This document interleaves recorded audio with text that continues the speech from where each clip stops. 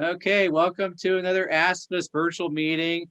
It's April 9th, in case you've forgotten what day of the month it is.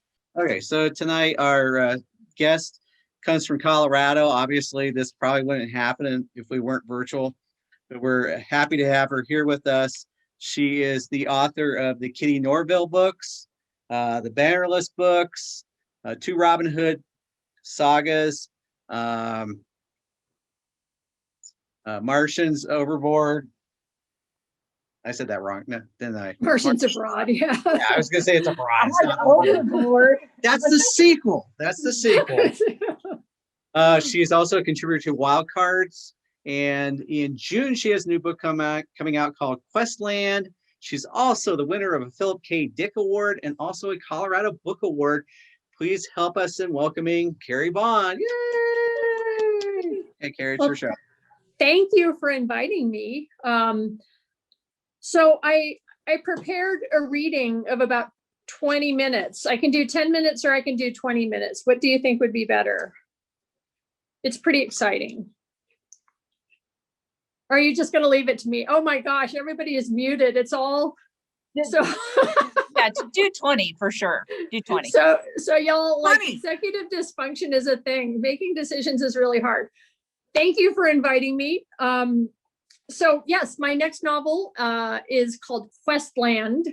Here's the cover. Oh, ooh, okay. Whoa. Okay, here we go. I encourage you to look this up online because it's probably, so I've had novels out for 15 years and this is probably one of the best covers I've ever had. It's available for pre-order. Questland is about a high-tech LARP that goes horribly, horribly wrong in so many ways. So I've been reading the first couple of chapters at other events I've been doing. So I thought I would read something new for you guys. So I'm going to read from a little bit from further on in the story, but it will still give you a really good idea of what's going on. Just a couple of things you need to know. Our main character, our narrator, is Professor Addie Cox, who is a literature professor. She's also, part of her backstory is she's a survivor of a school shooting from 15 years before, and that informs a lot of her reactions to things that happen in the course of the story. A couple of other characters that you need to know about is Harris Lang, who is the eccentric billionaire tech genius who decided to prove that sufficiently advanced technology is indistinguishable from magic by creating an island resort where guests can come and experience their fantasy world for real. So we refer to Harris Lang, and the other character you need to know about is Dominic. I think she calls him Dom in this section, who is Addie's ex-boyfriend, who is a Harris Lang employee and one of the chief designers of the island where all my characters have found themselves and where the high-tech LARP has gone horribly, horribly wrong. So yeah, I'm just going to drop you in the middle of this. And if you have any questions, please feel free to ask when I'm done. So let's just get started.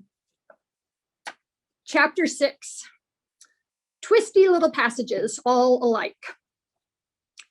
It was clear why Lang and his team had chosen this island off the coast of the Pacific Northwest. It contained a whole world with so many different natural landscapes. We'd gone from beach to marsh to forest to grassland, and now back to forest, but this one hilly with trees and upended boulders left over from some ice age. Ancient pines stretched up for 100 feet and great tangled roots crawled over the earth. I had to watch where I was going every step. On the other hand, the soldiers went smoothly, not making a sound. They were used to this kind of thing. I wanted to go back and follow the unicorns, but the herd had been running away from Tor Camelot. Maybe later, after this was all over, I would so love to come back here as a tourist. I'd tell Lang he could keep his payments if I could get a free pass here forever. Every mile was a new opportunity. What else would we find? What else had the production team built that wasn't on the map? Unfortunately, or fortunately, depending on the point of view, Torres had plotted a path specifically to avoid the possibility of meeting any dragons, wyverns, lamia, rocks, enchanted villages, mysterious temples, merfolk lagoons, or treasure hoards. Anything, really. But he'd been using Lang's maps when he plotted the route, maps we couldn't trust. Torres stopped, arm raised. The others halted immediately, watchful. I continued on another step before I was able to get my legs to stop walking. At first, I couldn't see what had caught his attention. The faint bird song sounded neutral, real birds just doing their things, no footsteps, no voices, no roaring creatures. Here, a dozen trees grew in a perfect circle. These weren't the soaring pines of the ancient forest we'd been trekking through. These were different, strange, artificial. The ring of them was about 20 feet across. Each tree was different. One had the heart-shaped leaves of poplars, another the lobed leaves of an oak. One had smooth gray bark, another gnarled brown. All of them had been designed, straight trunks, stylized sculptures of trees rather than the real thing, with graceful boughs curving up like dancers' arms. Arms, the branches looked like arms. Is this on the map? Wendell asked. Yeah, I said, grove of dryads. I'd wondered what that meant. I hurried into the circle. Professor, Torres called in a tone that suggested he was getting tired of calling after me like that. I didn't slow down, and he marched after me. Women's faces showed through the bark, half-lidded eyes, the shape of pursed lips, bodies held mid-movement, merging with trunks and roots so you couldn't tell the body from the tree. One, the oak, had her arms spread wide as if stretching after waking up in the morning. Her face was upturned, her lips parted. The curve of a breast was just visible, merging into the texture of bark. Another seemed as if she looked over her shoulder, and yet another gazed down as if studying where her feet would have been if she'd had them. Okay, this is fucked up, Rucker observed. Dryads, I murmured. The glade was solemn and so beautiful. A whisper breathed through the circle of trees. Go back. Rucker leveled his weapon outward, but he had nothing to aim at. There is danger. Go back. It sounded like leaves rustling in autumn. Wildly, I looked around. It's the trees. Which one is talking? Go back. Danger. We went to each one while the murmured warnings continued. Here, Wendell said, standing in front of the willow, leaves drooping around her spread branches as if she stood out in the rain. Go back. Her lips moved, the bark shifting. I pushed past Wendell to stand directly in front of her. Her eyes were blank. I couldn't tell if she could see me. She had nothing to focus with. Hello, I prompted. There is danger. What kind of danger? We're trying to get to Tor Camelot. Can you give us any hints? What's the fastest way there? Where's the danger? Go back. Please, any help you can give us. I was talking to a tree, and it felt like the most normal thing in the world. Torres said, Professor, this is a game, I said to him. The whole island's a quest. If the designers put this here, it's a clue. You never know what's going to be useful. The dryad had a classically beautiful face, a piece of artwork perfectly merged with the wood and bark, leaving leaves dripping around her. What danger? I asked again, sadly, futilely. It's a recording, Torres said. There's nothing there. I just haven't found the right way to ask. If I just ask the right question. Wendell said, the game's still in beta. They didn't get around to putting in the clues. Danger, she whispered, the same words over and over. I brushed part of the branch, what would have been her wrist if this was really her arm. Nothing happened, and the bark just felt like bark. We keep moving, Torres said. And the warning, Almonte asked. Stay sharp, like always, he said. We walked on. Danger, the word whispered through the air behind us. Chapter 7. Too deep, we delved. The forest closed in around us, and it was hard not to feel claustrophobic. The sky was gray and weighed down on us. Torres had estimated half a day's walk to get to the castle from the shore where we'd landed, if we didn't run into problems. The Fellowship of the Ring traveled for months just to get from Rivendell to Moria. A lot of people missed that bit. The books never really went into the slog, getting from point A to point B in a pre-industrial world on foot, because it was exhausting. No one wanted to read about how much the hero's knees hurt or finding a tree to pee behind. Forget the wilderness survival skills of building fires and setting snares to catch rabbits. How the hell did one pee in the wild without getting anything on your boots? I can see it now. The DM says, roll to save not hitting your own boots with pee. Difficulty, girl in fatigues. Disadvantage, exhaustion. Who would ever decide to do this for more than a few days unless the fate of the world was at stake? Ahead, Torres slowed, and I moved up beside him to get a look at what he'd seen. He put out an arm to hold me back. This was becoming a familiar pattern.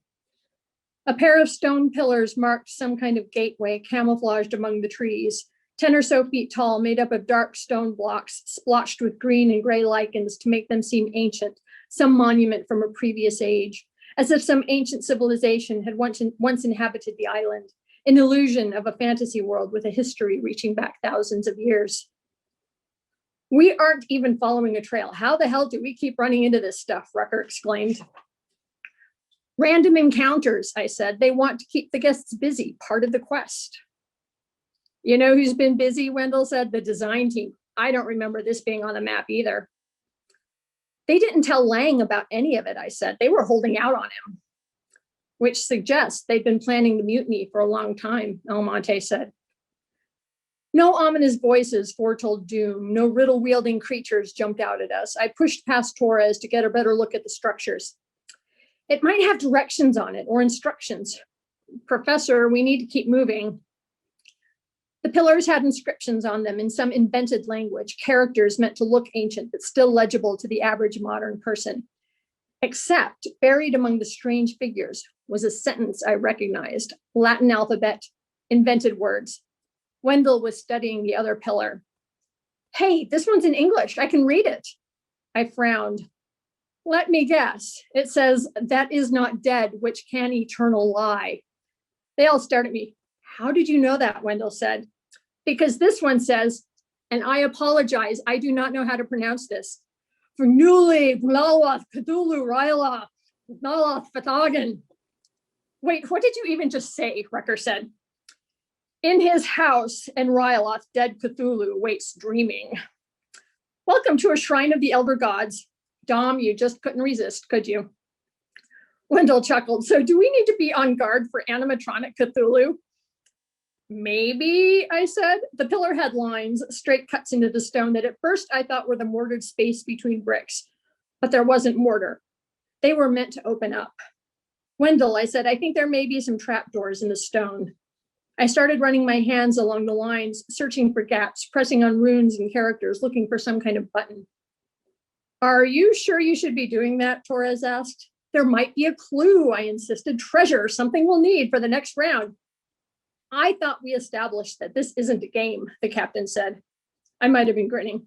Except this place was designed by gamers, and when we get to the castle, we might need a code or a key or a password or, I don't know, a gold coin to pay the doorman, a ring of power. We can take 5 minutes to look here, maybe make things easier later on.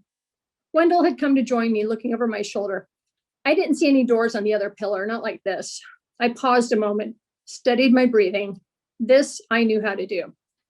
If it's part of the game, we won't open it by pushing things at random. There's got to be some kind of pattern. I went back to studying the inscriptions. I thought back to the Sphinx. The game designers added various challenges for the players to figure out, but they didn't want them to be too hard. Challenging, but not frustrating. Fun. Escape room hard.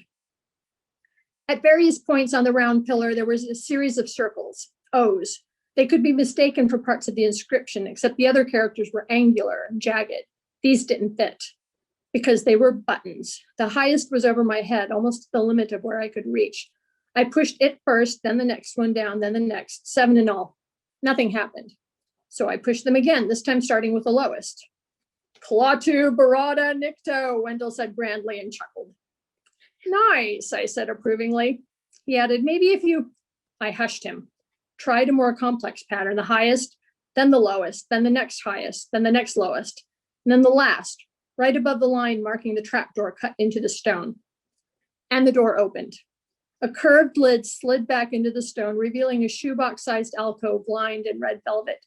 And resting on the velvet was a simple gold ring. Its warm, polished color nearly glowed against the cloth, enticing one to touch it. You've got to be kidding me, I muttered. Next to me, Wendell barked a laugh.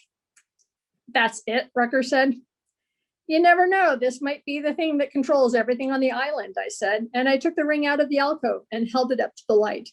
It was just a plain gold band that probably wasn't even real gold, a man's ring. It was too big for my fingers. Otherwise, I would have totally put it on just to see if Lang's engineers had figured out a way to make someone invisible. A mechanical whoomp vibrated under our feet. What was that? Almonte said, moving her rifle to the ready. A metallic slam clanged resoundingly, then another. A sudden horrified realization came over me, and I looked back at her wide-eyed. You know, I said, I didn't check for traps. The ground under us dropped away, dirt and debris falling into a pit, along with the 5 of us. Chapter 8, Critical Fail. Torres reacted instantly. He lunged for me, grabbing my arm as we fell, as if he could save me. It was kind of flattering. It didn't help. We didn't fall far, a dozen feet, I guessed, and the floor at the bottom was cushioned with thick, soft mats. This was designed to let us fall through and land safely. I hit and bounced. Torres landed next to me with a grunt and rolled to his feet. Rucker and Wendell hit the mat and came back to kneeling, facing out, ready for whatever attack they thought was coming. A rectangle of forest was visible above us. One of the squad hadn't fallen. Almonte hung on the edge and swung up a leg to pull herself back to the surface. Boss, she called down. Torres, get a rope, he called back. She didn't have time. The trapdoor was closing, sliding shut with a mechanical rumble. Rucker jumped, trying to reach the door before it locked out sky and freedom, but we were just exactly too far away from it. From above, Almonte watched, lips pursed, a coil of rope in one hand as the opening grew narrower and narrower. So she jumped. As she landed on the mat and rolled to safety, the door above us shut with an ominous air-sucking whoomp. Rucker shouted in rage. We rested for a moment, taking in the new situation. Sorry, boss, Almonte broke the silence and sighed. I don't know if that was the right call. No, it's best we stay together. I was relieved she'd jump. Never split the party, I said. A torch flared to life on one of the stone walls. It looked like a gas flame set to ignite when the door closed. We could see just enough to know how trapped we really were.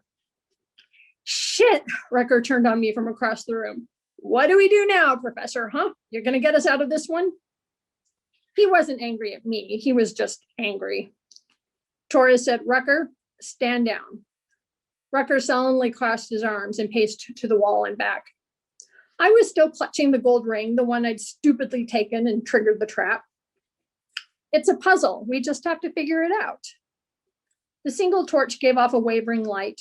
We were in a square room. The floor was soft, dusted with dried leaves and forest detritus that had fallen when the trap opened. On the wall opposite the torch was a doorway. The way forward was obvious. Holding the ring to the light, I studied it, looking for an inscription, markings, anything. I said, check the walls, see if there's a slot or a carving, some kind of space that might fit into one to unlock the door or something. The walls appeared to be made of stone blocks joined by mortar, all neatly made, smooth, no inscriptions, no secret slots or spaces exactly the right size for a ring. Torres even got out his pen light, which provided a more steady light than the wavering torches. Here, one of you guys put this on. If it's biometrically activated, it might need to fit exactly. What the hell does that even mean? Rucker said. Torres held out his hand. I gave him the ring and he slipped it on. It fit like it was made for him. Now what? He said, glancing at me. I shook my head. I don't know. I thought something might happen. I rubbed my hand over my head. My hair itched. It's got to be good for something. He clenched his fist, spread his hand flat, and held it to the wall next to the doorway, gamely trying a couple of different positions. Nothing. Worth a try, he said, slipping off the ring and handing it back to me. We might have to do this the hard way. He approached the doorway, looking carefully in either direction. He shone his pen light into the darkness. Passageway leads off in both directions. Look like there are more intersections further on. It's a maze, I said. Can you solve it? He asked. Almonte said, we don't have any idea where we are. We won't have any idea where we are when we get out the other side. Island's not that big. We'll figure it out, Torres said. Professor? The inscriptions on the pillars are from the Cthulhu's mythos, so the maze is probably pretty bad, non-Euclidean. or trying to be non-Euclidean, although that's always been one of the problems with anything Lovecraftian. No matter how much you try to depict the unseeable and unknowable forces of cosmic evil, you can never really conceptualize outside the limits of your own human imagination. Professor, the captain said, it turns out the color out of space is purple. I shrugged. Calmly, he said, Professor, do we know where this goes? Do we go forward or do we try to find a way out the trapdoor? I pocketed the ring, pulled my tablet out of my bag, and started hunting. I think I saw something about a maze in the production notes. I can try to find the solution for it. The squad waited, and Torres kept watch on the doorway while I searched through encyclopedias of mythical creatures, classic sagas from around the world, pages of designer notes, looking for maps and diagrams, hoping they'd design the blueprints for this place well ahead of time so I could lead us straight out of here. Although it felt like a little like cheating to be consulting the module in the middle of the adventure. When I found a section labeled Eldritch Labyrinth, I gasped and read closer. A handful of paragraphs, rudimentary. They looked like meeting notes polished into a memo. Yes, the production team wanted to build an underground maze, and the design team has started initial concepts. Make it a part of the formal adventuring campaigns. And wouldn't it be fun to drop adventuring parties in by surprise so they'd have no time to prepare? A real adventure, right? That part worked perfectly. And I would have to remember to tell them if I got the chance. Also, I found this little tidbit. Monsters. We will consult with Selvachan's group about what's feasible. The production notes didn't include any maps or layout drawings of the maze and didn't clarify what they meant by monsters. Well, Torres said, I'd been looking over my materials for 20 minutes and hadn't found anything useful. I can't find a map, but they were planning on putting in some monsters. Monsters, Rucker said, adjusting the grip on his rifle. What kind of monsters? Chances are they didn't get around to adding the monsters, I said, trying to sound confident. No, really, Wendell said. What monsters? Minotaur, probably, I said, this being a maze and all. Well, fuck, Ricker muttered predictably. Wendell seemed fascinated. You really think they made a Minotaur, like a guy with a bull's head? Sure, why not? I said, a little more flippantly than I intended. They made a Sphinx. It could be some combination of mechanical and biological engineering, Wendell said, with autonomous programming. What's the solve? Torres said. Kill it, I said. Good, nice and simple. But they probably didn't have time to implement anything. Not really, I pleaded. And no map, Almonte peered out the doorway. We'll just have to do it the old-fashioned way, Torres said. There might be a prize, I said. If we can solve the maze, we might get something that will make the next quest easier. The only quest we're on is getting to Tor Camelot and shutting this whole thing down. Wendell, get the torch. Wendell did. Whatever fueled it was self-contained and it detached from the wall. Everyone took up their places, moving out with their precise military precision. They were ready and they were waiting for me, and I stared at that black gaping doorway. The truth of the matter was I hated riddles. The solutions were never obvious. They never made sense, even when you got the answer. At least in a maze, there were rules. We make a map, I said. We keep track of where we go. Does someone have a marker or something? We mark every room, every doorway. If anybody sees anything weird, a different color stone, something odd on the floor, a symbol or a button or a carving, anything, say something. It could be another trap. On my tablet, I opened a sketch app. I drew a square, the room, and drew a line for the doorway, drew out the tunnel on the other side, passages going left and right. I tried to remember which way the Fellowship left Rivendell in the movie, because that was the only clue I could think of. Left. They went left. We set off to solve the labyrinth. There's got to be an easier way to do this, Almonte said. According to the clock on my tablet, we've been going for 40 minutes. It only seemed like more because we had made so little progress. We turned, reached a dead end, backtracked, tried the next turn at the previous passage, another dead end, and another try. We marked every turn we made. Torres had a grease pencil to make waterproof notes and used it to draw arrows on the walls to show which way we'd gone, so we didn't wander in circles. But every turn we made seemed to be a mistake. My map was looking very thorough, but I was starting to think the maze didn't have a solution, and we'd be bumping against dead ends forever. Well, yes, I said, if I was the one designing this, I'd have made some kind of smart string It would unroll straight for the exit. It would be the prize in some other quest. We just didn't get a chance to find it first, so we're stuck. We could start singing like David Bowie. That might work. What? Torres' brow furrowed. Never mind. Wendell thought a minute. You know, I think I know how you could put together something like that string. Wrap a wire antenna, put some kind of transponder in the center, then mount a receiver at the maze's exit, get them talking to each other on a Bluetooth connection, put a motor in it. Easy. That would be so cool, I murmured.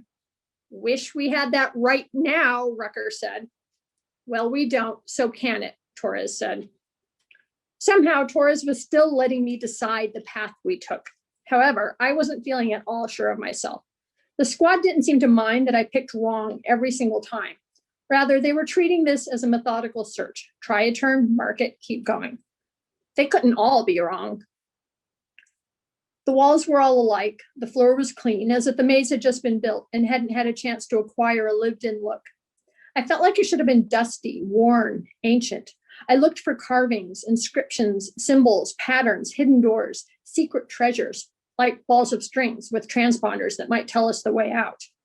I didn't find anything. We only had pen lights and the torch and the circle of wavering light.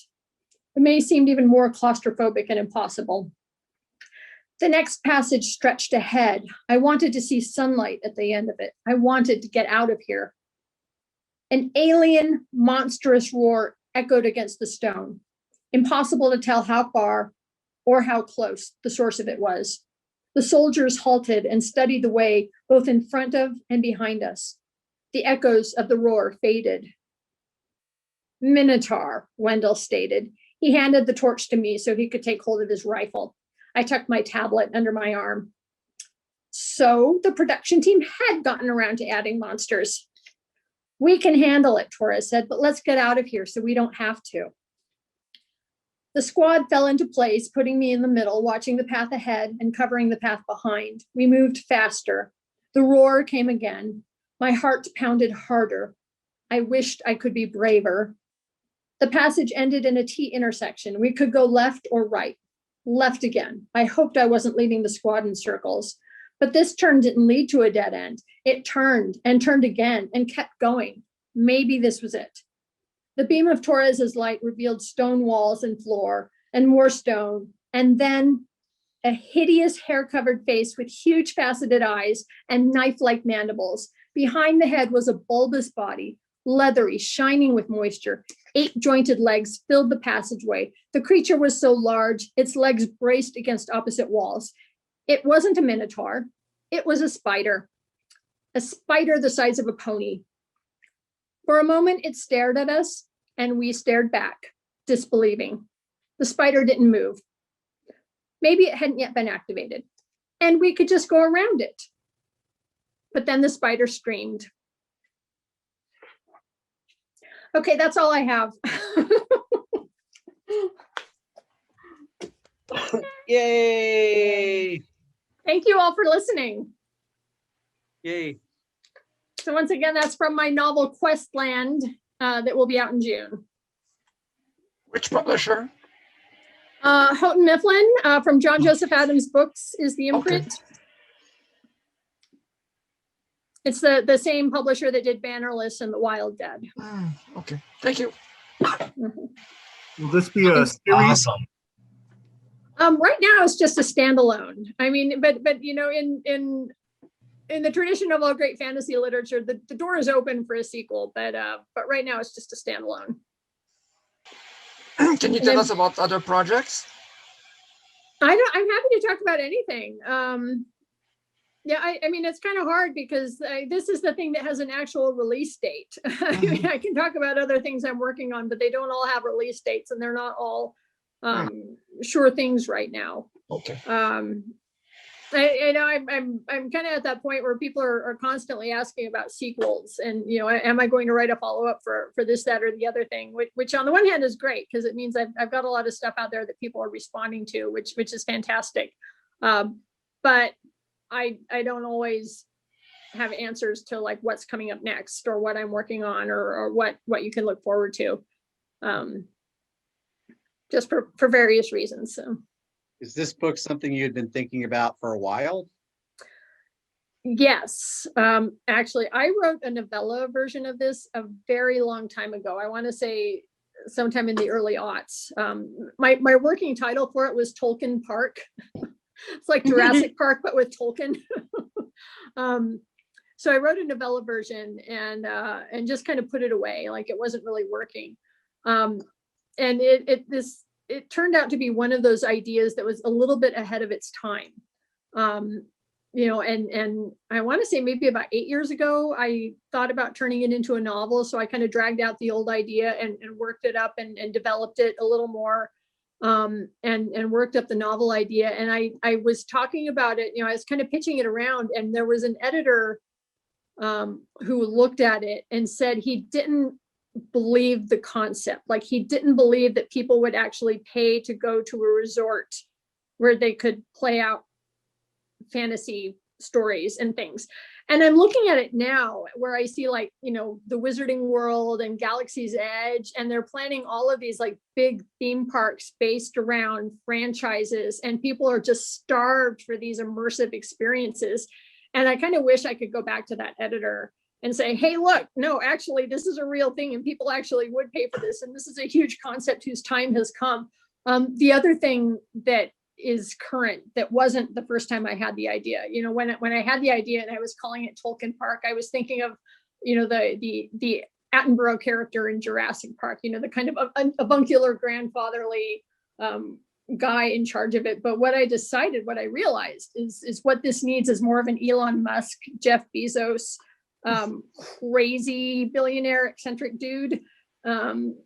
And so I changed that character to be more like that, and it really fit. It really worked out, as you will see. You know, that's the character who became Harris Lang in the novel. That kind of character is much more the kind of Lex Luthor character. I'm just going to come out and say it. You know, the kind of super villainy guy that you're not, you know, you're not just quite sure what they're doing. Like, that's actually a real character now in a way that wasn't even 10 years ago.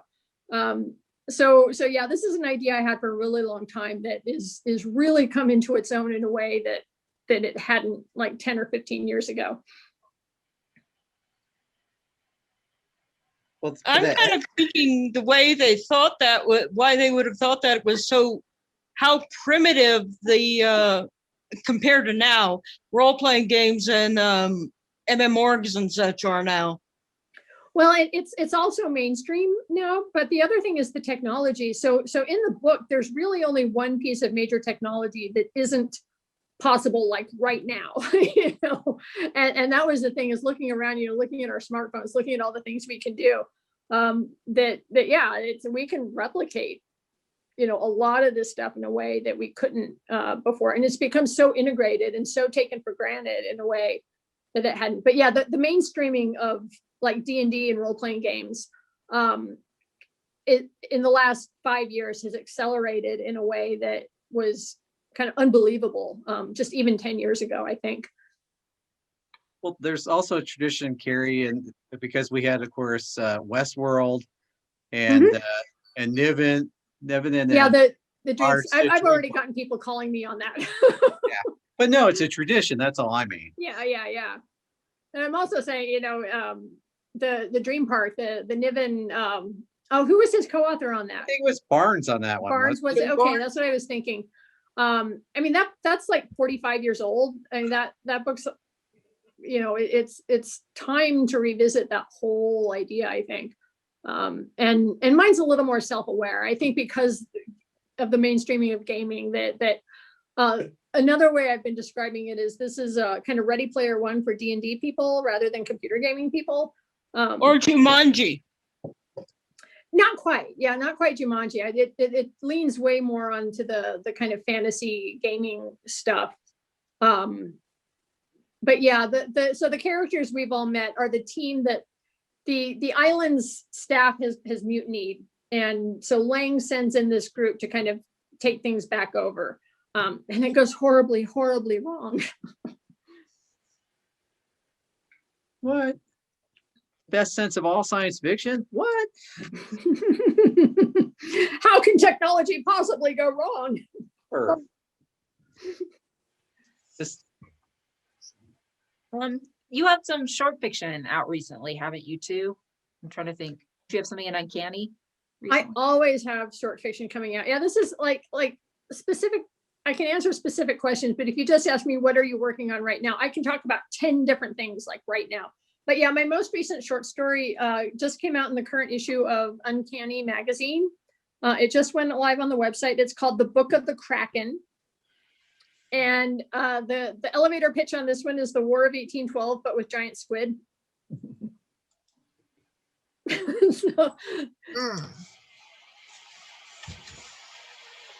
So yeah, it's a little bit Master and Commander, a little bit War of 1812. I kind of got interested. I started with the girl and her squid idea, that there's Margaret Carver who has a boat that is pulled by a giant squid and they go off and have adventures. So I love Master and Commander, the movie. I finally read the first Patrick O'Brien book, but I wanted to kind of do the American side of that, which of course is epitomized in the War of 1812. So right now I'm actually working on a novel version of that short story,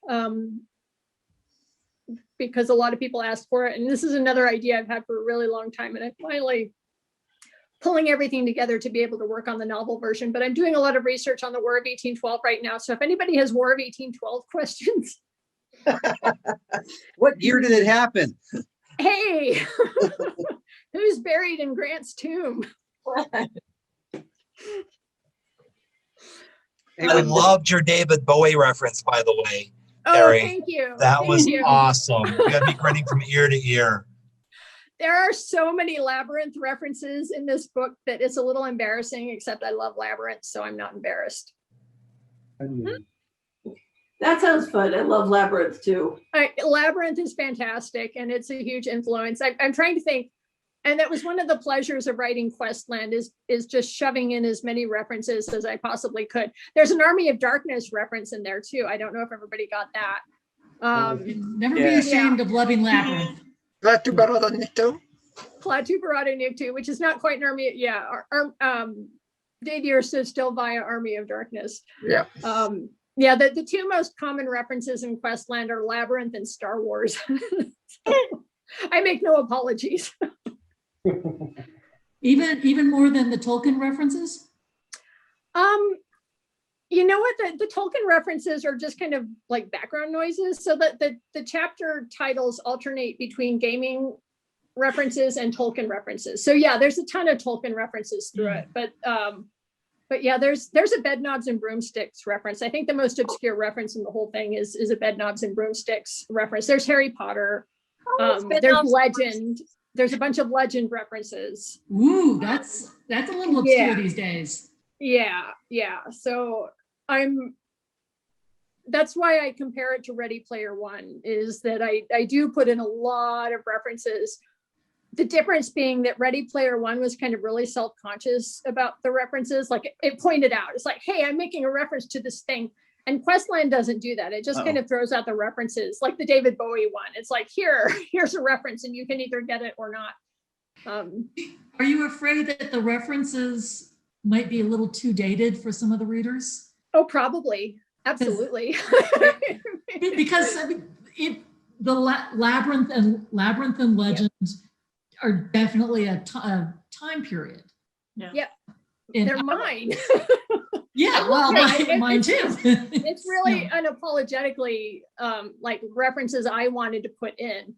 And I kind of didn't really care. And that's one of the things I worked on is the editor and I kind of got together and it's like, well, what are some other references I can put in? And so I did kind of reach out a little bit and try to put in some references of things that I wasn't quite as familiar with.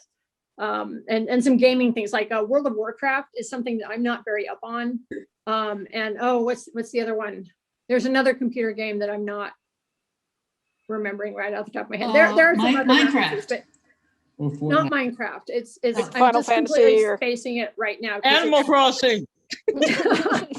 Fortnite. Animal Crossing happened way after I finished writing the book, so that was not going to make it in, unfortunately. Oh, what's the one that you see the toys everywhere too? Oh, there's Well, there's Fortnite? Fortnite. What's the one that starts Fortnite? Fortnite, yeah. Fortnite was what I was trying to think of. Yeah. Yeah, there's But no Fortnite- Fortnite. I'd have to check my notes. But yeah, there's a lot. Yeah, there's one of my favorites is Addie makes jokes about what happens, what a mistake it is putting all the Ravenclaws and Slytherins in charge. And like things went wrong because all the people in charge are Ravenclaws and Slytherins, and there's no Hufflepuffs or Gryffindors running things.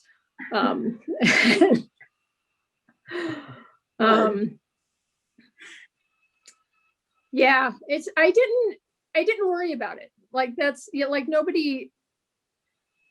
Well, actually they do. Like people do call out Ready Player One on the references being dated because they're very dated in Ready Player One. They're all 80s and they're all unapologetically things that Ernest Cline wanted to put in the book and didn't really care whether or not people got them.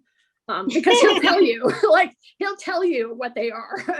And that's something I really wasn't worried about. I was just going to put them in. And if people don't get them, that's okay. They should still get a really good story out of it. And if they do get them, they'll get that nice little perk of being in on the joke. Well, I think on both of the Ready Player One and yours, it sounds more like it's really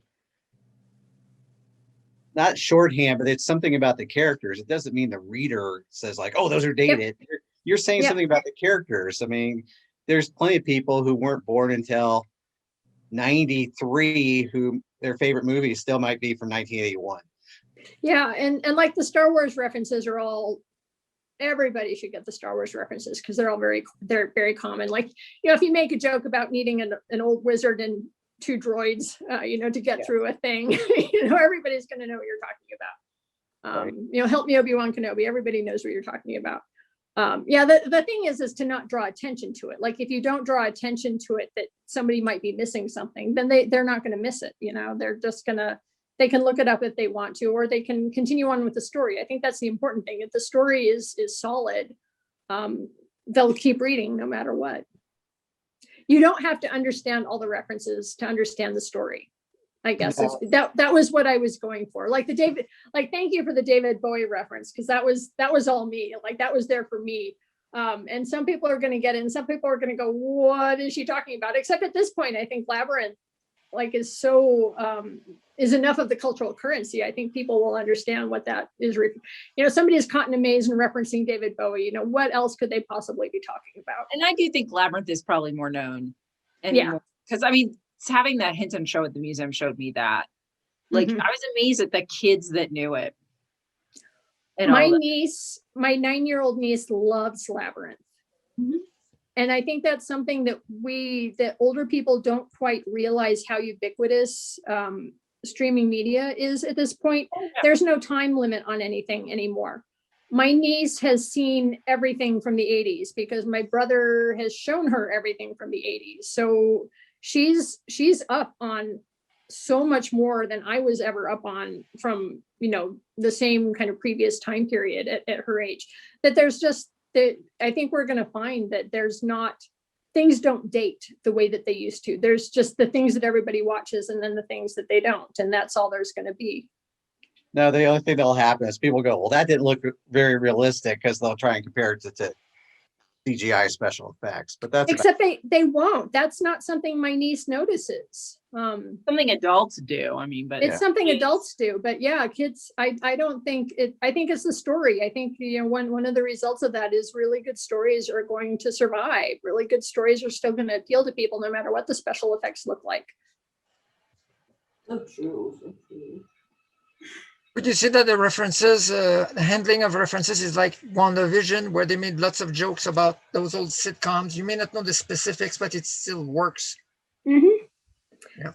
I think that's a really good example. And it was really interesting watching a lot of the commentary around WandaVision, because the audience seemed to split into 2 groups. There's people who loved WandaVision from the very first frame and were just so drawn in by how good the pastiche was. And then there's the group of viewers who weren't on board until like episode 4, when you started getting the modern the real world, outside yeah. the story, outside the sitcom story started coming in. And that kind of baffled me a little bit, because the sitcom format, the meta commentary about sitcoms was so important to that story, I thought. But then I'm somebody who grew up watching Nick at Night in the 80s. So I actually, even though I didn't watch, the Dick Van Dyke Show or Ozzie and Harriet or the Donna Reed Show when they first aired, I was familiar with those shows, from watching reruns in the 80s. So I recognized, everything that was going on. And I thought it was just brilliant the way they moved it up decade by decade, until, of course, you got to the point where they're doing a pastiche of Malcolm in the Middle and Modern Family, and seeing that progression, seeing the direct line drawn from, the Dick Van Dyke Show all the way up to Modern Family was just so spectacular. And I appreciated that so much. And my hope is that there are people who may not have understood what was going on, but then will go back and try to figure it out. It's like, oh, this isn't just done for a gimmick. They're actually saying something about the history of sitcoms and what sitcoms meant about portraying families and comfort and familiarity, and the way that sitcoms, contributed towards building this identity of American, the American family, how much of the image of the American family is built into those sitcoms. That show was doing a whole heck of a lot with that visual imagery. And I think that's just spectacular. And if some people don't get it, then they're just going to miss it. And that's okay. It's not a reason to not do it. Carrie, I wanted to ask about the Bannerless series, because I really like the Bannerless series. Oh, thank you. And at one point, I think you and I had a little email exchange that you were looking at a third book. Is there any possibility of that still, or? I mean, never say never. There's always a possibility. The publisher is not going to be paying for it. That was the second part of that. Is publisher on board or not? Yeah, no, which is part of the problem. And I know that's really disappointing for readers to hear, that I do pay attention, to what I can actually make money on, which I know isn't very romantic, but, from my point of view, I have a dozen ideas at any given moment of things I could write. I could write a sequel to most of my previous works, right this minute. But most of them, the sales weren't there to justify the publisher buying in on it. And I want to work on something that I can get a contract for. So what, you want to keep living inside and eating food? I would like to, especially after this last year, for sure. So, how about e-publishing or publishing on demand for some of those? Once again, I would still need the time to write it. And I'm not as fast as I used to be as a writer, and that's okay. I am doing some self-publishing. The thing that I'm mostly self-publishing is the Cormac and Amelia novellas, which is a spinoff from the Kitty series. That one of the side characters in the Kitty series was Cormac, who has turned into a paranormal investigator. So yeah, I'm self-publishing those, but I can't do it all. And this is the really hard and difficult thing is, it takes me 6 months to write a novel. And for me anyway, traditional publishing is still kind of the most reliable way for me. In terms of money, yes. Yeah. That I am self-publishing, but the thing I'm not doing to really make self-publishing work takes a lot of marketing and energy and persistence and the model. And Emily's here, and if she wants to pop in on that and give her own perspective. Sorry for putting you on the spot there, Emily. No, but it's all good. The way that self-publishing successfully takes a huge amount of commitment and time and energy. And I am not ready to make that commitment yet. And yeah, you're doing the right thing by going with an established franchise that you were able to build up, Trad. So that makes total sense to self-publish. But yeah, you don't want to build Kitty Norville up again from the ground up by yourself on your own time. Like not when there's publishers who are going to pay you an advance to do other cool stuff. or to take a risk on something brand new. You know, but if the best chance of me doing more bannerless stuff is probably in the short story or novella realm at this point, and that is something that's on my radar. But once again, there's that whole time thing. And, you know, it takes me 6 months to write a novel. And, you know, the thing that doesn't really make financial sense is just taking a standalone novel that's kind of part of this other series and putting it out on its own and just kind of letting it fly out there all by itself. That doesn't seem to work very well in self-publishing. So, you know, it sounds like a really great idea theoretically. Self-publishing is actually a lot more complex than that. And it really takes a lot of strategy. And right now that's just not part of my plan. Well, and trad has its own markets, and self-publishing now very much has its own markets. So the idea that people who have the idea that self-publishing is the stuff that you can't sell to trad, it's actually harder than that. You've got to you've got to write to that market in self-publishing as well. There's things that work better in self-publishing than others. Yeah, well, Jeffy Kennedy, of course, had to finish one series because Kensington cut everybody's contracts when they were sold. Yeah, Jeffy did that, and then Dorinda is doing they're really novellas. They're 3 novellas that she's self-published, but she's still doing the traditional route too. So I think Dorinda did it in conjunction. I mean, that's another way to do it, is if you have a whole cadre of authors that are going to write in the same genre and support each other's releases or whatever. But even that's, you know, it's work. Yeah, and I was going to say, Carrie, we got lucky on people who want more kitty. You've done enough short stories that Tor was able to do another kitty short story collection, which was a lot of fun. That was actually Tachyon Publications that did those. But it's a lot of fun. I mean, I would love to see the Las Vegas magician, whose name I forget right now. Odysseus. I could see him having his own adventures also. But again, like you said, it's one of those things that, do I have the time? Where does it go? How do I market it? So, well, and that's and I know what the next Robin Hood, the Heirs of Locksley story, you know, I know what the next story in that one looks like, but I don't know when I'm going to have time to write it. And you know, it's time. It's a matter of time. It's what is going to be the best use of my time, and what do I want to work on next? And well, you're also, just as out of left field, since you've been stuck at home even more than usual, you're also a crafter, and you're a costume. So have you had any big crafting projects this past year? I've just kind of been noodling around with a lot of different things. So I make my niece's Halloween costumes, and she decided last Halloween that she was going to be Dr. Beverly Crusher. So going back to our discussion about how there's kind of like no time limit on things anymore, she's been watching Next Generation with her family and decided that Dr. Crusher is her idol. So this 9-year-old, you know, 30 years after Star Trek, you know, Next Generation went off the air, is dressed up as Dr. Crusher for Halloween, and I made her costume for that, and that was a lot of fun. I am working on a cosplay right now. If you'll hold on just a minute, I'm going to go get the comic that I can show you. Because so this is really old school Star Wars, Tales of the Jedi. Woo, okay, you know what? I'm just going to shut off this background because that's stupid. Well, there we go. The backgrounds mostly don't like movements. That's the problem. No, well, and you have to apparently be. So this is the old Tales of the Jedi comics from the 90s. This is a character called Nomi Sunrider. Who's fantastic. She's just great.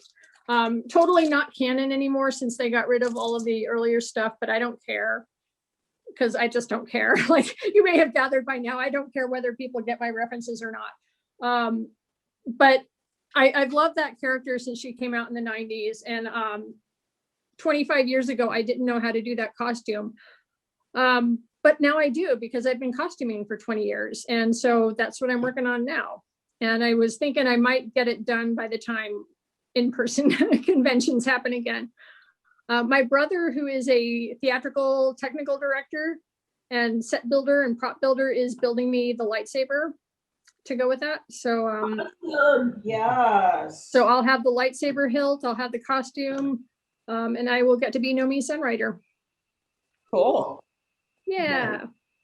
Yeah, the great thing about Tales of the Jedi that people forget, because we've had like 30 years of Star Wars now, so that the lore around Star Wars has just accumulated, and it's so huge right now. But at the time that that comic came out, like, she was one of the first women Jedi that we ever saw. And that was the first time we saw alien Jedi, no non-human Jedi. So I love that comic so much because it just blew open the whole mythos in a way that had never been done before. Star Wars is the other thing that has been getting me through the pandemic. I've sort of been fangirling a whole lot. Did you do the summer winter behind you? I'm Or is sorry? that a summer? Is that an overshot? The weaving behind you, is that summer winter or overshot? Did you do that? No, it's just a weaving that a friend of mine did. I don't know. It's just a pattern. You didn't do it though. I didn't do it. No, a friend of mine who's a weaver did it. And she said it was a rug. And I'm like, there's no way I'm putting this on the floor. So I hung it on the wall instead.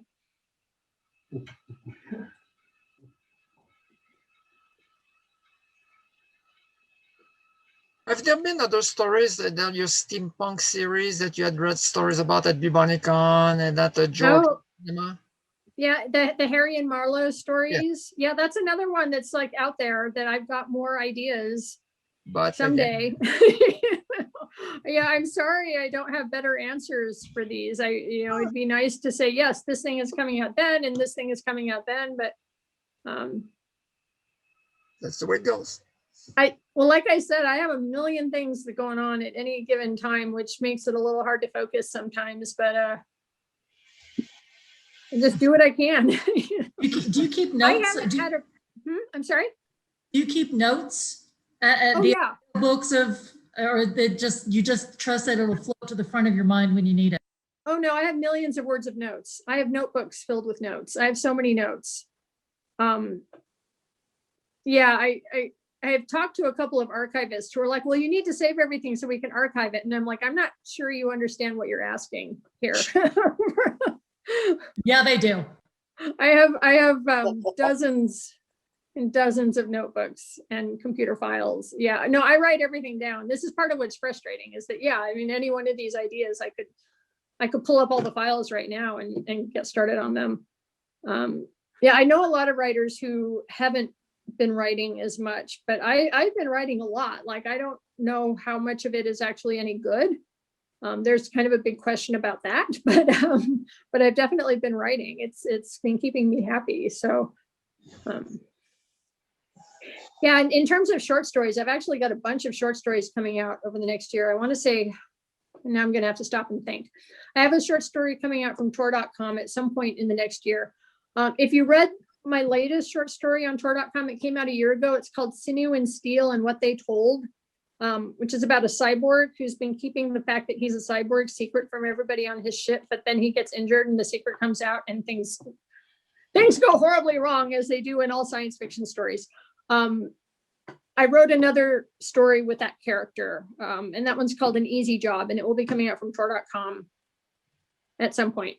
So there's the Book of the Kraken that came out in Uncanny. I'm trying to think what else. I've got a story coming out in, Beneath Ceaseless Skies. And once again, I have no idea when it's coming out because I just sold it. So I got really inspired working on my Robin Hood stories, which are really historical. I really tried to root them in the historical moment. They take place like right around the time of the signing of the Magna Carta and King John and all of that good stuff. And so I got really inspired about writing like really historically rooted stuff. So the story that's coming out in Beneath Ceaseless Skies, it's called The Burning Girl. It's the Norman Conquest, but with superheroes. So that'll be coming out. Because why not? Because why hasn't anybody done this? It's like such an obvious idea. Why hasn't anybody done this before? I don't know. I did it. Because you can do anything with superheroes. So yeah, it's the Norman Conquest, but with superheroes. And it's another one that people are going to read it and they're going to be like, well, why don't you write a novel? You should write a novel about that. And then I'm going to throw my hands up and be like, because I want to write a novel about everything and I just don't have time. But someday, maybe. On the Tor.com, are they talking about doing a print version at all or just keeping it online? A print version of what? Of your cyborg. Oh, those are only short stories. They don't do print versions of the short story unless it gets reprinted in an anthology or something. Okay.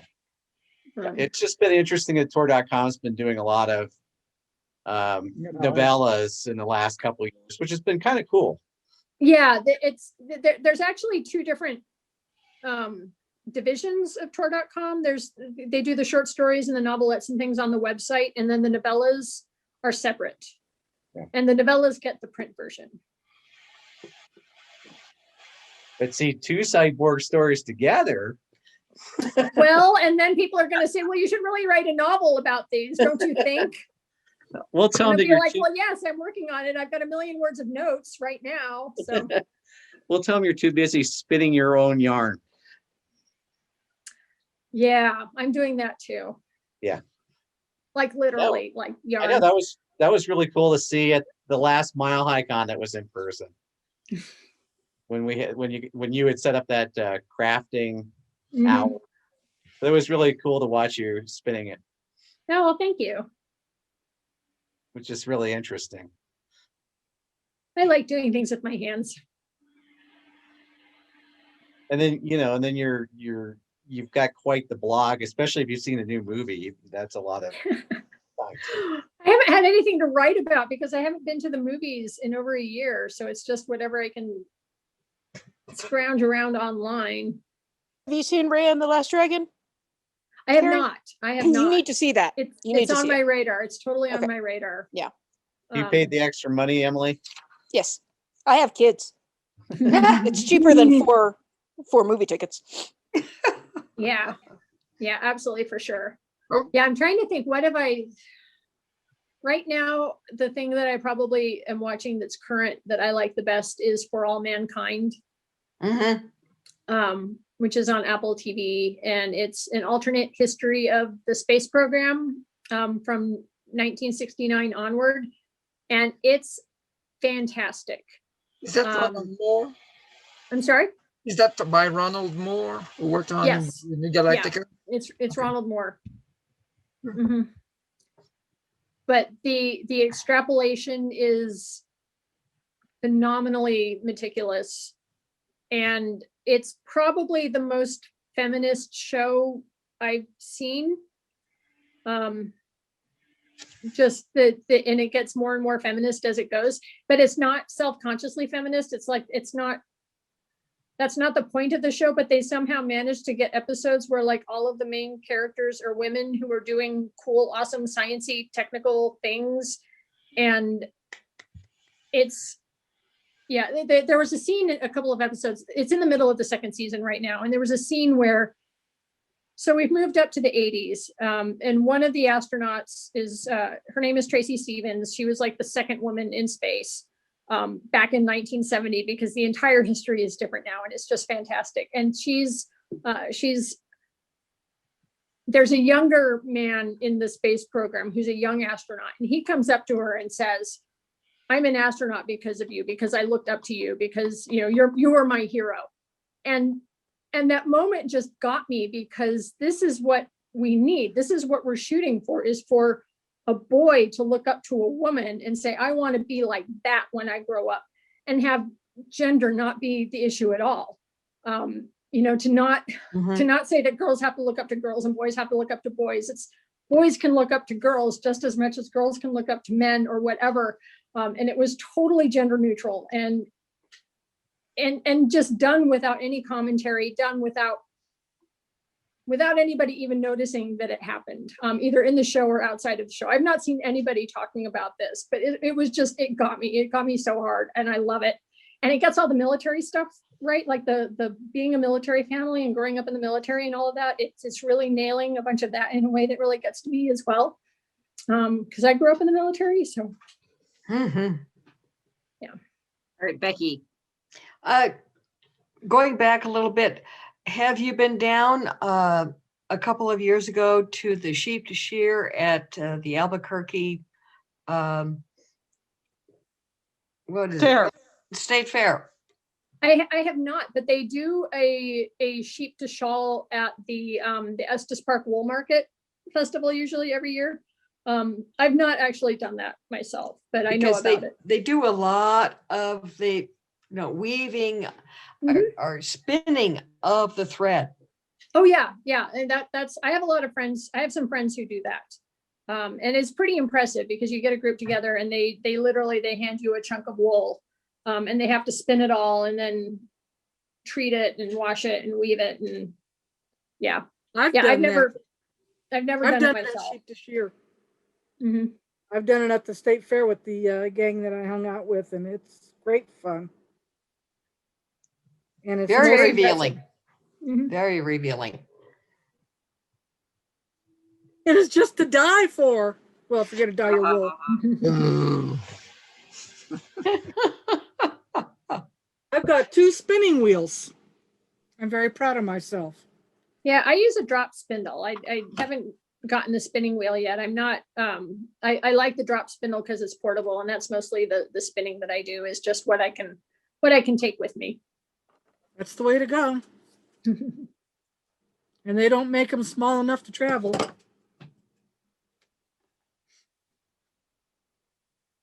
What else is up, Carrie? What else is up? I got my vaccine. So yeah, we'll see what happens. I don't know what else is up. I wonder if the vaccines are going to, this one vaccine is going to, or any of them, is going to run through all the variants that Corona is going to come. So What's going to happen with the? Well, it's like a flu shot. I think it's going to be the kind of thing where we're going to have to get a booster every couple of years or so. Yeah. So yeah, it's endemic. It's going to be here. I've got. Although, if you want to see something really interesting, look at statistics on flu this past flu season. Oh yeah. So all the precautions, all of the mask wearing and all of the distancing and all the hand washing and everything, there has been no flu. Like flu fatalities this past year are flatlined. There's been hardly any. So I think like we as a society really need to think about like what can we do to keep people safe, not just from coronavirus, but from everything. That, you know, just a few little things that we can do can keep a lot of people alive. On our face, I assume. We weren't really keeping alive before. So, well, they're talking about a rather severe flu season this coming year, though. We'll see. We'll see. It's just, I'm hoping we'll learn a lot and take those lessons and move forward. We will. Yeah, I was hoping that I mean, I know other people too expressed that they hope that we become like a lot of Eastern cultures. Yeah. If you're sick, you wear a mask. But the problem, of course, here is it got politicized. But it makes sense if during flu season, it's like, put your mask on. Yep. Just have to see. I mean, the predictions were that it would have an effect, but I think the epidemiologists are really surprised at how big of an effect it actually had. Well, I think everybody also ran out and got their flu shots because they were very concerned. Yeah. If you got the flu and COVID at the same time. That's what they were worried about. Yeah. They were really worried about the double whammy, and it ended up not happening. That's because we all wore a mask, mostly. Well, again, we all did. We all. Yeah, like I said. We're not COVIDians. It's like the old revolutionary idea of washing your hands if you're going to do surgery. Oh, come on. Well, but it's like, you know, I mean, the museum has been getting, I'll be honest, not our usual audience right now because of the Frida exhibit. It's huge. And we're seeing people who are like, I didn't even know you were here. Anyway. Oh my gosh, yeah. But I did emerge from hiding to see the Frida exhibit when it was at the Denver Art Museum. Yeah. Fantastic. So no, good. It is very good. But it's hilarious. Like the art curator a couple of days ago was like so mad. She's like, I have walked through the gallery 4 times today and I've had to yell at least 20 people to put their masks over their nose. I mean, she is polite. She yells nice. She says yell, which really means, would you please put your mask over? But she was just really frustrated. The one time I was at the Frida exhibit, I actually saw a security guard telling them, please stop touching the painting. Oh, don't even get me started on that. We're used to that one. I'm gonna take us back though. Viruses reminds me of another thing you're involved with, Carrie, which of course is wild cards. Wild cards. Do you have a story in any of the next couple of books coming out? No, but I do have a story in the most recent one that came out, the reissue of Deuces Down. Which this is kind of a deep dive, but Deuces Down was an anthology that originally came out, I want to say in about 2000, but it was kind of with that interim publisher that didn't get very good distribution, so nobody knows about it. Oh, the and Oh, yeah, those and ones, well, they went under too with. well, yeah, it's a very long story that I don't want to get into, but there was an anthology, and the thing about that one is it was just a collection of stories that didn't really have a connection to each other. It was just stories about deuces who are, wild carders who have powers that are kind of insignificant. I think the one we always point out is Daniel Abraham's character, Father Henry, who has the power to turn water into cheap Merlot. So of course he's a Catholic priest, right? So they're all stories about deuces, people who don't have very significant powers. And then, so when it came time for the reissue, George was said, I want somebody to write a story that ties all of these stories together somehow. And I'm the one who did it. I'm the one who got that job to try to tie all of these completely unrelated stories and characters together. And that came out in January. So just a couple of months ago. So that's the most recent one. And that does have my story, Age of Wonders, in it as the new interstitial tying everything together. I do have a couple other things coming out in Wildcards, but I'm not sure I'm allowed to talk about them yet because I know that's always a weird part. Well, it's a little frustrating because at this point we've planned out like 5 books ahead. Like we're working like 5 books ahead from what's actually out right now. And so the publishing schedule is a little fuzzy about when these are actually going to be out. But yeah, there's lots of stuff coming out. Yeah, I think the only thing that we can say right now is we're changing publishers again. Yeah. Oh, really? Yeah, it's going to Bantam. Yeah. And hopefully Hulu will actually at least air the pilot. Well, who reps you guys now? Because were you guys with Kay? Yes. Yeah, because it was through George. Through yeah. Kay. So do you guys have a new agent repping you guys? Probably. I'm not up on it. Yeah. That's true. I don't think it's been really said. I think it's just George repping it. There's got to be somebody. Well, I think, Emily, I think Kay had gotten the Bantam contracts for at least that 3 done. So that was all done before Kay passed away. Yeah. We miss Kay. Yep. She was a force to be reckoned with. I don't know for the TV series if they're even looking at any of your characters or not, or if they're just going very old school. Not in my wheelhouse. I'm not involved in any of the TV stuff, so I can't actually say. So I think sorry. I think it'll be a surprise to us all. Well, We're making movies about wild cards, not TV series. No, it's gone to Hulu. It's for TV. Yeah, if it gets, and it'll be put on a network where we can't watch it because they want us to pay for all of them. It's with Peacock now, which I guess is NBC's attempted to stream. Oh, Peacock doesn't stream well. Sometimes. Or at least the ones I've been watching are not streaming well. Yeah, I confess I'm not keeping up with all of that quite as well because it happens whether I. Well, exactly. I don't have a say in any of that right now, and it's going to happen whether I have an opinion about it or not. So I just save my energy by not having an opinion. No, but you did throw yourself on the grenade by writing that interstitial. So. Oh man, I got to confess. I'm going to just go ahead and arrogantly confess. I am very proud of how I did that interstitial because it was literally like a dozen stories from like crossing 50 years with characters who have absolutely no connection to each other. And I tied all of those bad boys together in a way that actually made sense. And I am super, super proud of it. especially since it was the kind of thing where I just like woke up at 6 o'clock in the morning and I'm like, oh my God, I know how to do this. And then like wrote George that day and I'm like, hey, George, I know how to do this. And I did it. I'm very proud of my story in Deuces Down. So I'm proud of you not even having read it yet. and why haven't you read it, Craig? Come on. It's probably floating around this house somewhere. It's been out for a whole 2 months. I know. I haven't think actually gotten my copies of it yet. They haven't sent me my contributor copies, so I need to track that down. Yeah, I think I tried to get a review copy from Tor, and Tor's publicists are working out of their houses right now.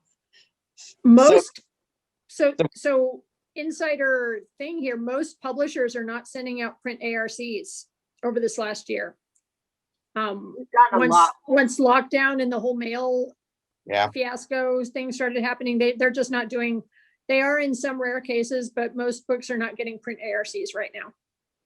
Well, I mean, like the bigger names are like, we just got the new Charlie Jane Anders a little bit, but yeah, normally we get God 10 a month, 12 Actually, a month. We've gotten like from Tor. What's interesting is it's easier to get the Tor.com ones and the Tor Essentials, the ones they're re-releasing, like the Best of R.A. Lafferty or the Wood Wife by Terry Wingling. Those they're actively trying to get reviewers to. Well, HMH is not doing any print ARCs. So as far as I know, there's no print ARCs of Questland out in the world right now. There's lots of e-galleys, like it's on NetGalley, I think. But yeah, sometimes kind of they'll a bummer. Sometimes they'll send out the finished book because I got Ready Player 2 that way. Question. If you want to read the one that you just wrote that ties all those guys together, you have to read all the ones that of the original stories. But the original stories are all in the book. I think what she's saying is, do you have to read wild cards from the beginning? And I would guess on that. No. Probably no. No. In fact, Deuces Down is a really good place to start if you're not caught up on the series. You should be able to read Deuces Down without knowing anything else. Cool. Yeah, I hadn't thought about that as a good starting place, but it actually kind of really is. Oh, good. Yeah, because it introduces you to the world, but it's not any of the like grand mythos characters. Right. Yeah, it's a side story that gives you kind of a slice of life of all of these other side stories. Excellent. Right. And the one that started you, Carrie, is also another good jumping on point. Because that was the reboot, kind of. Oh yeah, the volume 1. I mean, I always start with volume 1 just because it's got some really good stories. But when they rebooted Inside Straight? Inside Straight. Yeah. That's a good jumping on point too, because it was a kind of a reboot of the series, bringing new characters. Yep. With you and Daniel had actually done some stuff in one of the iBooks, but I think was it Inside Deuces Straight? Down. Yeah, he's in Deuces Down. Dan Aykroyd? No, Daniel Abraham. Oh. Or one half of James S.A. Corey, however you prefer to call him. Is he the top half or the bottom half? I'm a little stressed at the moment, so I guess I heard it wrong. No, you're fine. No, we're also name dropping. We're using a lot of first names right now. I want it to be Dan Aykroyd now. Well, as soon as someone writes a screenplay, maybe he can play a character. Okay, does anybody have any other questions for Carrie? Because if not, I mean, we could still keep socializing, but I'll kill the recording. Well, also, okay. Well, maybe. If someone told you take any of your stories or books or series and have someone make a movie out of it, no budget as restraints, which one would you like to do first? I don't know. I mean, I think there's a lot of my stuff that would make a good movie or TV show. I thought Bannerless would kind of make a great like mystery series. It's set up with the central investigator. So I think that would be really great. After the Golden Age, I would love to see. I think Questland would make a really good movie. Oh, thank you. I think Kitty Norville would make a very good TV series. Yeah, maybe. I mean, part of it is it depends on how it gets done. It's not the budget that's the limiting factor. Is the person in charge, or the, the people who are working on it, do they have a good unifying vision? And do they do a good job? Do you want an adaptation, or do you want something that kind of takes the idea and goes in a completely different direction? I'm daydreaming about writing the adaptation, so that's just me. Well, that's yeah. That'd be fun. I mean, The Expanse has been such an interesting case because Ty and Daniel have been so involved in that in a way that most authors don't get to. So, it's such a great example of something that really faithfully adapts the books, but also is its own thing and has managed to do both really well. But I've been seeing examples of, things that aren't good adaptations and aren't good stories, or maybe don't really adapt the thing, but turn out to be good stories in their own right. And I don't know, it would just really depend on who is doing the adapting and who's actually making the thing. And if they have a good idea and if they tell a good story. You did a and I little kind bit. of don't, weirdly enough, I kind of don't have an interest in moving into that world myself. It's very stressful. It's very involving. Like, I would have to give up a lot of my other projects to be able to work on something that intensely. And I'm not sure that's something I want to do, so.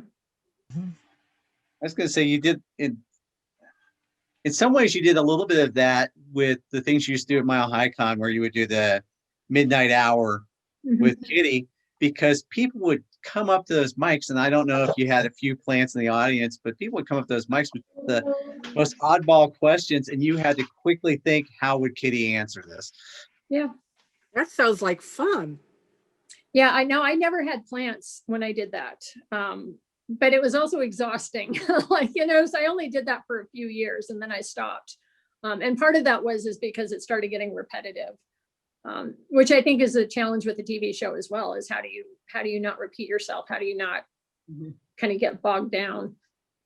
Like I said, I'm not sure I'm cut out. I would think that like, Kitty would make a good series of movies. Here's the thing. Anything can make a good movie or TV series in the right hands. Right. Anything can also make a terrible movie and TV series in the wrong hands. So it's not a matter of taking this thing and saying, oh yeah, this would make a great movie. I would love to see a movie of Left Hand of Darkness. I was on a panel and I decided that Left Hand of Darkness would make a fantastic stage play. And yeah, we can all sit here and go like, oh my God, that would be just amazing. But it's all in the execution. We can sit here and say, oh yeah, that would be a great idea. But until you actually see how it gets done and what the execution is, like, anything can be good, anything can be bad, depending on how it's done. You know that almost happened? The stage play of Left Hand of Darkness? Yeah, back in 1980, the people who did The Lathe of Heaven, they were looking at various books by Le Guin. And they narrowed it down to either Left Hand of Darkness or The Lathe of Heaven. And they went for Lathe because they thought, well, that's going to be more manageable on the TV budget. Yeah. Oh, well. Anyway. No, I'd love to see it as a stage play. It's mostly the relationships between a couple of characters, a handful of characters. I think it could be like, there's a project for me, right? Yeah. Like, I need another project. You're going to write, someone else write it, and then you read it. You just write and you make your brother do the rest of the work, right? Rob and my brother and I are going to collaborate on something. We actually already collaborated. I did a 1-act play for them. I wrote, his theater department has a series of 1-acts every year, and I wrote a 1-act for them a few years ago. It was a lot of fun, but yeah, he and I have talked about collaborating on stuff. So someday, I keep saying that someday I'll get around to all of this. The Left Hand of Darkness is your project right now.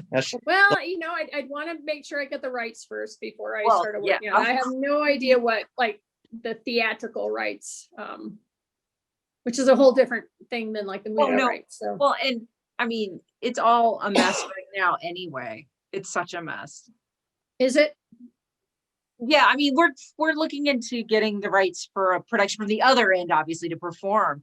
And the problem we're running into as a performance venue is everything right now is being performed for film. So If you do it as a one-off, they charge you the same as if it were an in-person performance. But if you want to record and post, it is the Wild West. And some people are being reasonable and some people are being absolute jerks. I'm looking at you, the estate of Terry Riley. Well, I was just wondering what if you had any experience with the Le Guin estate about how they're doing things. Because it's the kind of thing where I bet if we could put together a little proposal and say, hey, there's a college in Oregon that would love to do this thing. And here's the parameters, and we're not going to do anything outside of this. I bet they'd be like pretty open to it, given Le Guin's connections to Oregon, and it's a school, and we're not taking it to Broadway. Maybe we could take it to Broadway. I don't know. Exactly. I mean, the reality is that a lot of estates and people make exceptions for nonprofits, for students, and they'll charge you much, much, much less than if you're not charging a ticket price or a nominal ticket. Oh, yeah. Price. So, yeah. Because we get completely different deals by saying, this is going to be a free performance than if we were, a professional organization charging $50 a ticket. Yeah. Anybody else? Last calls for Carrie. Last calls. Okay, well, if everybody please join me in thanking Carrie for beaming on in. Yay! Thanks for inviting me. Happy to be here.